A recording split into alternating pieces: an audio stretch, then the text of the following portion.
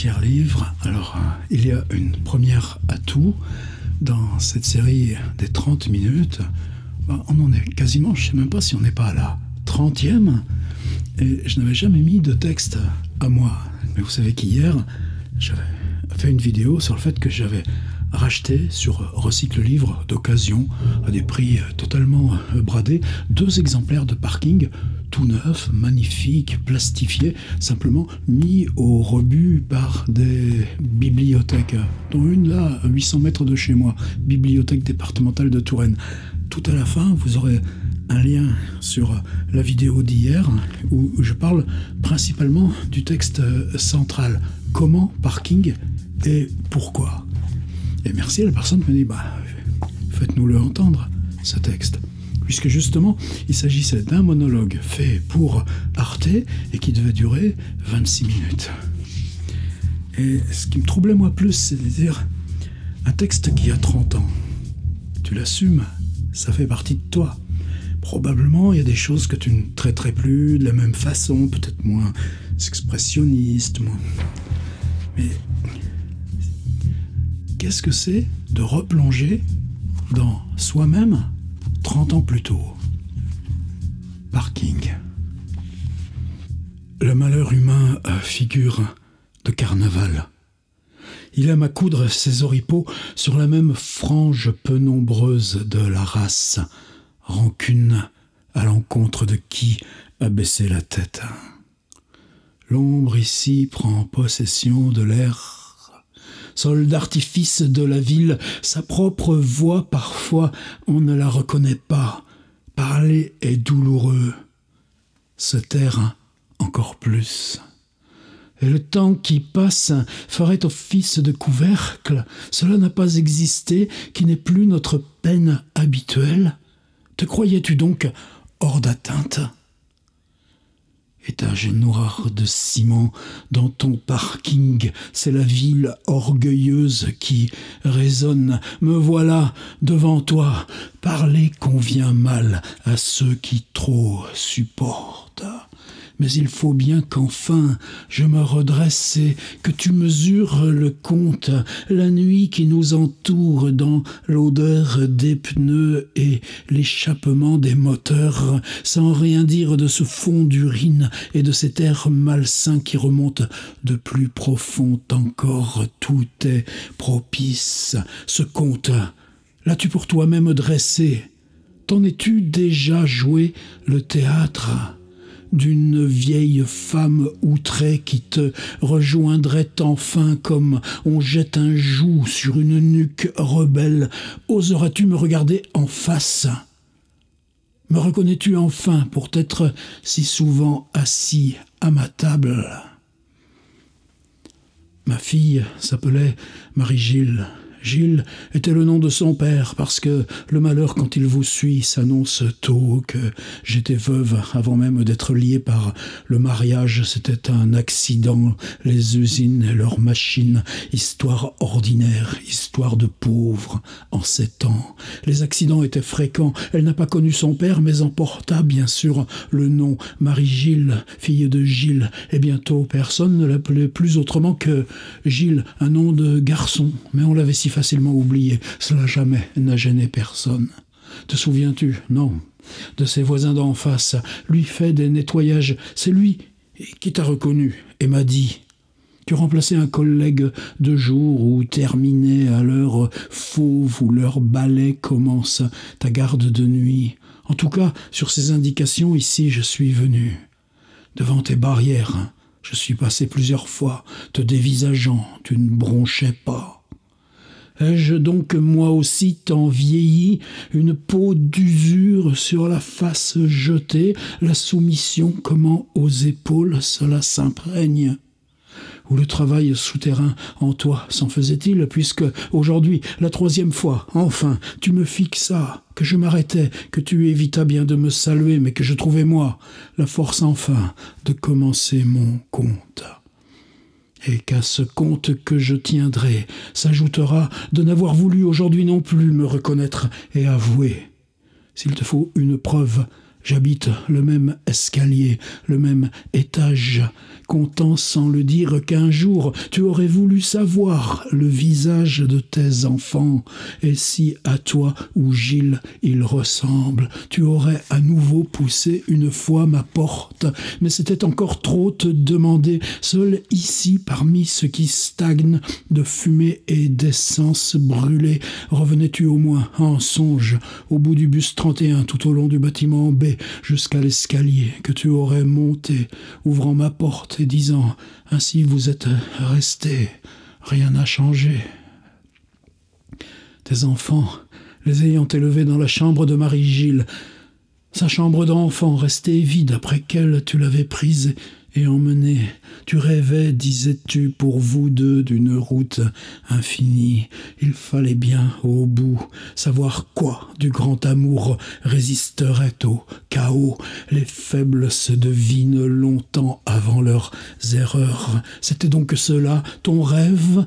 Garder dessous la ville, devant des barrières, les boîtes à sous d'un péage, répondre à ceux qui perdent leur ticket ou s'égarent.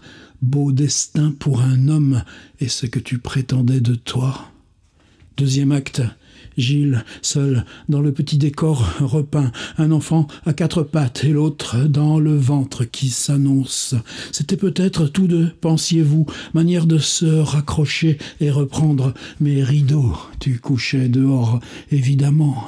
Revenant le dimanche pour changer tes frusques, laisser sans pudeur le pantalon et le pull pour un autre, ou tel soir au hasard en maître croyais-tu, et n'expliquant rien, disant seulement vouloir refaire quelque chose, et qu'entre vous, disais-tu, ça n'était plus comme avant, histoire trop vue, tu lui donnais un peu d'argent, et puis moins, sous le prétexte que tu cherchais de nouveau du travail, et qu'elle avait moi, sa mère.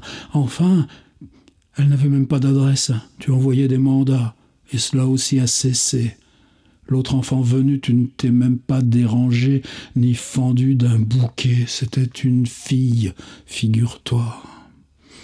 Dur fardeau aux seules épaules des femmes depuis toujours confiées. Et croire qu'elles ne seront bronchées, traverseront toujours et droit la vie stérile qu'on leur concède. Tu étais parti, agile, tout le poids. Et le chemin des jours faits alors, comme il est petit devant la route des jours à refaire, dans le linge et l'évier, les provisions à recommencer. Bien sûr, tu pensais que cela n'est pas d'arrêter le destin d'un homme dans sa marche. À toi les grandes choses, sans doute. Dis-moi, tout ce temps récupéré, à quoi l'as-tu donné ? Voilà, pour te rafraîchir les oreilles. Tu es seul. Personne ne viendra lever la trappe où tu es. C'était une vie terne à buter chaque pas dans des murs. On a des prétextes pour s'équiper, parce qu'il faut bien un frigo et une table, un lit pour y dormir, qu'on choisit beau, parce qu'il était beau de décider d'y dormir ensemble. Et quoi, il faudrait se priver même sur le peu de plaisir qui demeure. Écoute, je parle pour toi. Tu recommençais au matin le bus et l'usine. Était-ce si terrible ? C'est encore le lot commun, l'impression que la place qu'on a sur terre, ils vous la font payer, quand bien même elle n'est pas ce qu'on souhaite. La sortie du dimanche, quand on aimerait tant ne rien faire, à la case étroite des chambres, quand on n'a pas de place où lancer les bras, et cette demi-heure au soir où on se tasse aux zinc et que le bruit comme les lumières sont plus violents et vous saoulent. On prend un bonbon fort pour cacher mal la laine d'anis et d'alcool, puis on se décide à remonter dans l'odeur de la cuisine et l'enfant dans vos jambes. Tout ce que tu savais faire, c'était d'allumer ta télé, te planter là, parce que ça colmatait tellement bien ce qu'on n'arrive plus à se dire. Tu en étais venu même à t'intéresser au sport, suivre ces matchs de foot prévus pour Le front sur la vitre, tu voyais bien, dans la nuit, un parfait épali au-dessus de la dalle, sous ce halo pénible et invariable des réverbères, comment chacun, dans sa case à lui attribuée, s'ingéniait à multiplier en vain les signes qui la lui auraient rendue singulière. Crois-tu que du fardeau le poids soit moins sensible aux épaules des autres et qu'elle, Gilles, ne devinait pas? Elle venait derrière toi et posait sa tête dans ton dos. Tu ne te retournais même pas. N'importe qui n'a pas cette force et sa chance de laisser arrière de soi la barque qui le porte. Je pourrais donc te cracher au visage, tu ne ferais rien? Ah, tu préférerais devant toi croire une femme usée, jetant chaque soir à n'importe qui qu'au mauvais moment elle croise le monologue à Betty d'une passion mauvaise, une vengeance pas satisfaite ou malade, errant dans ton parking et que le gardien tolère plutôt que simplement lui dire « va-t'en ». Mais quoi plaindre autant que toi ? On souffre aussi d'une dette qu'on vous interdit de payer. Quand il serait si simple et si beau à chacun de tenir le rôle qui lui convient et considérer son destin. Vous, géant, et devant soi la vie comme on rêve. Mais attends, on traîne dans nos sacs trop de vieilles affaires et de papiers ramassés. On ne sait plus ce qu'on y entasse. Et au moment de trouver, c'est toute une affaire. Mâchoire de vos automobiles enfermées dans les caves de ciment. Faut-il vraiment qu'on vous consacre la vie d'un homme et ses heures? La voilà, regarde, la photo. Je l'avais prise avec moi. Tu y es. Imagine donc maintenant comme on découperait à la meule ce béton des sous-sols, une porte dans ce ciment ouverte, et surgirait soudain tout cela qu'à un moment de ta vie tu as connu et croisé, à qui tu as parlé, la foule que pour chacun cela fait. Oh, regarde, et ton père, et sa propre mère, et tes oncles, et ceux qui t'ont regardé naître, et de cette porte, ils viennent en troupe, et encore s'installent, et obstruent les rampes. Je suis cette foule, et son invective, ceux qui te virent donnant la main à Gilles, ceux qui virent naître ses enfants, ceux qui s'étonnaient de ton silence, ceux qui disaient de toi l'homme terne, et comme en chacun de nous un homme terne demeure, qu'on s'efforce plutôt de gommer. Ouvre-leur la porte. Vois, ils marchent sur toi, foule quand chacun de nous on traîne et que rencontrer effraie. Mais ils sont dans mon sac et la preuve que ni saoule ni folle je parle et t'accuse. Cruel peut-être de délier enfin la colère et d'exiger rançon, à livrer à l'égarement une autre que moi, j'ai payé. Voilà qu'on se retrouve face à face et qu'on se met ensemble à la table et qu'on abat ses cartes. L'ordre ancien de sa vie à l'aune de son cours nouveau. Attends, c'est une autre photo, femme à l'extrémité d'une course rude et sa manie plutôt d'une pitié des autres. Quand tu ne mérites pas pitié, on hurle sa peine, mais c'est peu. Devant leur bouche muette voix, c'est la photo de Gilles, ma fille. Son visage, c'est à des orbites creuses, une peau noire et des dents sans gencives que ce compte tu dois rendre. Regarde-la, c'est elle qui demande raison. Elle est morte. Elle dit, je n'ai plus enveloppe humaine, j'ai cédé. Et sans haine pourtant, et de grande douceur même mon appel, parce que plus seul aujourd'hui que jamais et livré à la route ingrate de recommencer. Tu étais parti, je demeurais, j'ai tenu 1 an, 2 ans, quelquefois je voyais ma mère. Parce que Gilles venait me voir au début. Je m'efforçais de la soulager, prendre pour quelques jours ses petits. Il devait bien apprendre à me connaître. Elle dit, la ville, Une plaque de ciment où les silhouettes en gris ont leur balai réglé. Ceux qui vous parlent, méfiez-vous, ils ne vous prennent que comme en passant on se regarde aux vitrines. Nul que toi n'avait peut-être encore meilleure place dans mon cœur, et si tu étais revenu, elle t'aurait repris, parce que ce qui vous arrive, si cela tient du mal, est encore un mal mérité à deux, qu'on ne bronche pas de supporter ensemble. Elle t'aurait gardé comme tu étais, et même sous l'injure que tu lui avais faite. Elle dit, les gens pareils à des formes de songes sans épaisseur, visage autant de rictus vides qui ne savent pas le besoin où vous êtes d'un secours. J'ai ouvert notre chambre à des mondes d'un soir.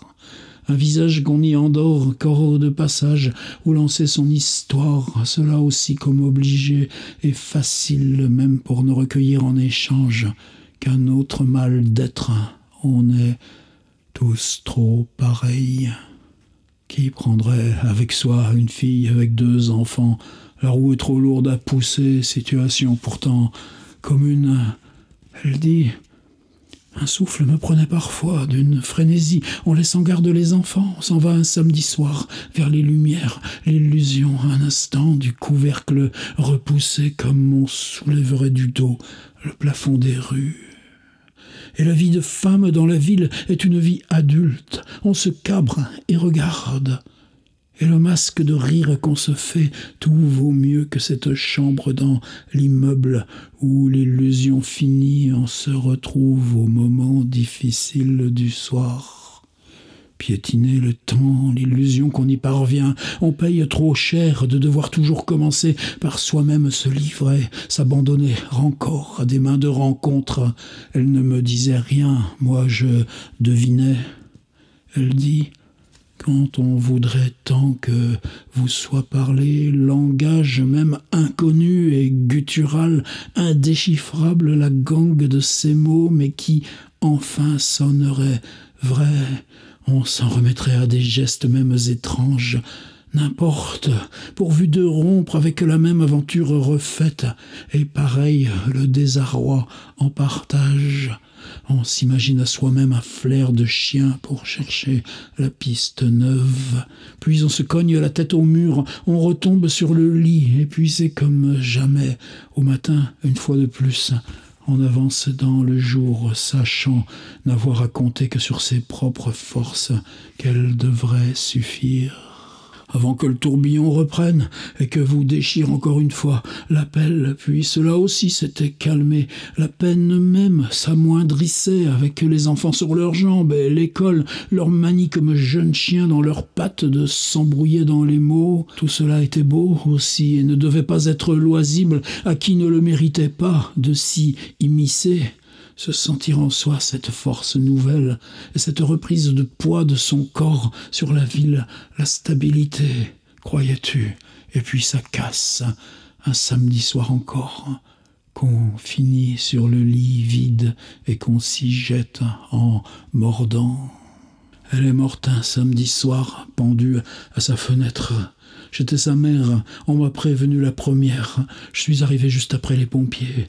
Elle m'avait amené les enfants la veille, comme d'habitude, et je n'avais rien deviné. N'est pas donné à tout le monde l'art qu'on dit exister de prévoir. Qu'on se retrouve pourtant assise sur le lit, toute droite, un goût de laine âcre dans la bouche. Je parcourais les pièces. J'ouvrais la chambre des enfants. Leur respiration était calme. On ne sait pas où se tourner. On ne sait pas où est le danger. On n'ose pas, à ces heures-là, téléphoner dans le ventre toute la nuit, dure mâchoire qui vous ronge. Le lendemain seulement, on comprend pourquoi. Et ce qui, à ce moment, était une solitude autrement pire. Terrible de contempler et fermer des yeux morts, tenir dans ses bras pour la toilette ultime le corps de qui on a nourri, commençait la ronde définitive des mots pour rien. Les pompiers l'avaient déjà installé sur le lit et dans le couloir. J'avais trouvé toutes prêtes les valises avec le linge des enfants et même, mais pourquoi, une procuration pour le compte d'épargne. D'autres papiers, j'en ai cherché, ça aurait pu être un petit mot, tout juste comme « excuse-moi » ou « au revoir ». J'ai pleuré. Puis on s'y fait. J'avais les enfants et c'est bien lourd de recommencer ainsi ce par quoi il est bon de passer au midi de la vie plutôt qu'à son soir. Le dimanche au tantôt, je les emmenais au cimetière, ils déposaient les fleurs. Gilles était là. Manière de faire le point. Il vous semble parfois alors que les enfants jouent plus loin dans l'allée. Les enfants, on ne peut pas les faire s'attarder au moment de partir, qu'un œil brillant est là sous la dalle et vous éprouve. Dans l'air violet qui tombe tandis que l'homme passe avec sa cloche pour annoncer qu'on ferme. On donnerait cher pour un peu plus d'innocence, tout reprendre comme on nettoie la toile cirée d'une table. En reprenant le bus, je parlais peu, on s'endurcit. J'ai nourri lentement, comme on porte dans son ventre, lourde haine sur ton nom, et ce soir, si au moins tu tendais des mains d'excuses, je ne t'assaillirais pas. Soir de la vie et qu'on se sente inféconde de tout ce qu'on y a porté. Tu aurais donc gagné, toi qui ne veux répondre. Tu vois, je suis doué de larmes, je souffre, et tu as la face stérile. Il serait si beau de partager la vie même, usée à faux, se tendre encore une fois la main comme ce soir, il y a longtemps où nous avions fêté la cordaille. Horde que derrière soi on traîne comme autant d'ombres ignobles qui s'éveillent et grognent de ces rampes et de derrière les alignements de piliers par toutes embouchures des aérations et les rampes piétonnes, escaliers pisseux et issues dites de secours face à toi, ça grouille, le silence parfois, ça n'existe pas, tant pour toi de payer. Tu avais voulu la grande route, conduire les camions, tout valait mieux, imaginais-tu, que ces boîtes de plâtre en étage où vivre sans sablé. Conduire n'est pas longtemps un jouet au service du fret. Un soir, le camion sur le bas-côté, et toi descendu uriné, le fracatant. Souviens-tu sur toi le choc monstre, mais à côté, le premier mort que tu touchais, visage inconnu. Toi mal garé, il te poursuivrait désormais. L'expression raide des traits, son crâne enfoncé à une minute près, pensais-tu, toi aussi, avoir ta cabine aplatie, tes mains tremblaient, tu n'as jamais plus voulu conduire. Mais un homme qui a connu autre chose ne s'habitue pas à dormir seul, même avec ces amours du matin qu'on vous fournit dans les stations-service, moyennant la note, augmentez un peu du plein. L'amitié, au fond, à vivre ensemble, voilà ce qui est bon au cœur de tout un chacun et qu'on essaye en vain de fuir par l'endormissement des sens. Elle avait refait son bonheur, pensais-tu, ça t'arrangeait? Quand un jour tu croisas cet homme, mon voisin, et qu'il t'annonça que Gilles n'était plus, que sa fin elle-même en avait décidé, que j'avais gardé la même adresse et recueilli bien sûr les enfants, que cet homme, mon voisin, par discrétion, ne voulut pas me faire part de cette rencontre, parce qu'elle ne t'honorait pas. Mais allez, en voilà d'une bonne foi. Ce soir, je suis là pour de bon. Je t'ai retrouvé, tendons-nous la main. Pardonne à moi aussi. Sol dur sous nos pas, chambre de béton sous la ville dans sa nuit désertée. Toi dans ta petite nuit qui te moque bien de tout ce qui n'est pas la chaufferette à tes pieds et le châle dont sur le matin tu t'enveloppes soigneusement tenu dans l'armoire à cadenas chiffré. Ce que les hommes disent leur travail n'est que l'amas de gestes et d'habitudes qui le leur rend supportable.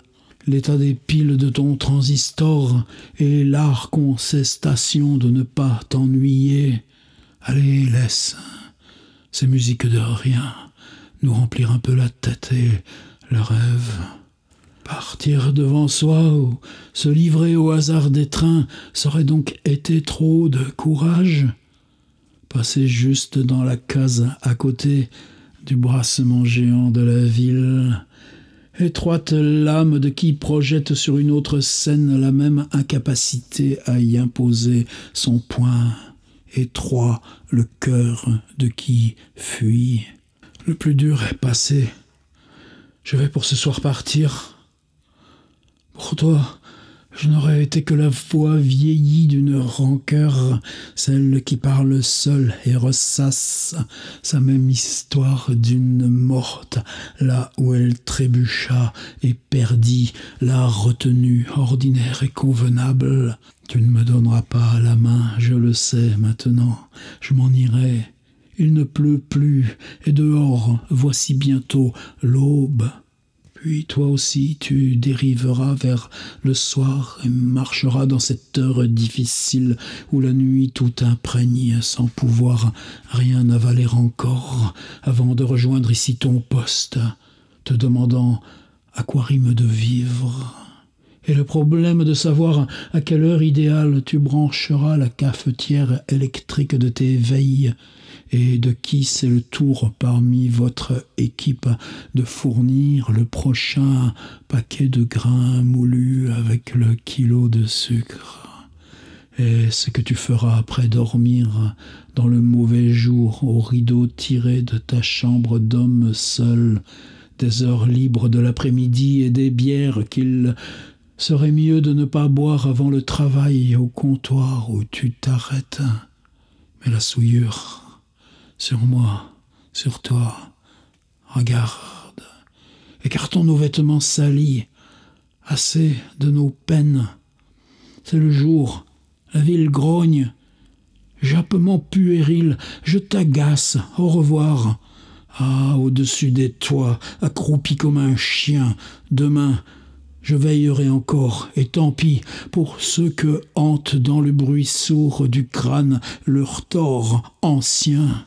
Erreur de croire à l'amélioration d'un homme. Ah, tu aurais bien préféré de toi-même t'éloigner dans quelque impossible citadelle, mais c'est des yeux des autres dont on fuit la rencontre.